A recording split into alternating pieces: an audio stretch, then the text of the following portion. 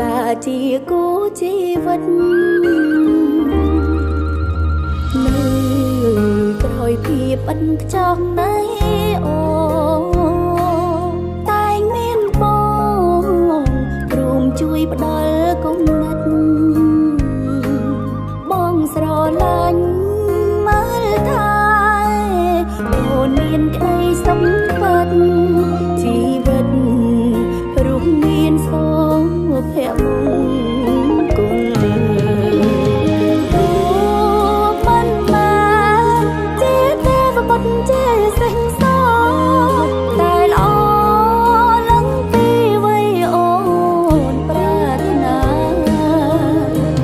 រឿងសំខាន់ទីមួយបងគឺគ្រួសារសូមឲ្យរៀបរាល់ល្អរហូតជុំភ្លៀងធំព្រមឆ្លងរួមគ្នាទោះរងាតែក្បែរបងកុំក្ដៅសូមរក្សាចិត្តស្មោះឲ្យល្អតកូនចៅទុំនៅជាទ្រព្យសម្បត្តិស្នេហ៍យើង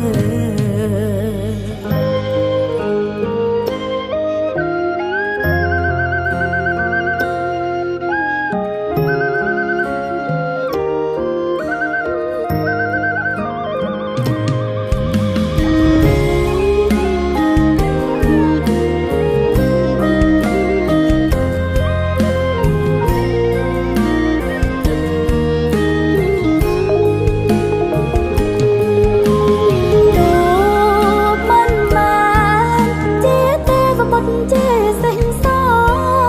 តែល្អឡើងពីវ័យអូនប្រាថ្នារឿងសំខាន់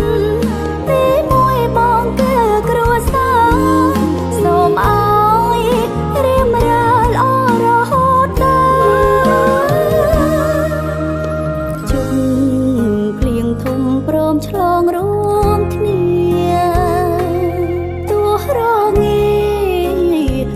ក្បែរបងកុំក្ដៅសូមរក្សាចិត្តស្មោះឲ្យល្អតកូនចៅទុំនៅជាទ្រព្យសម្បត្តិស្នេហ៍យើងទុកនៅ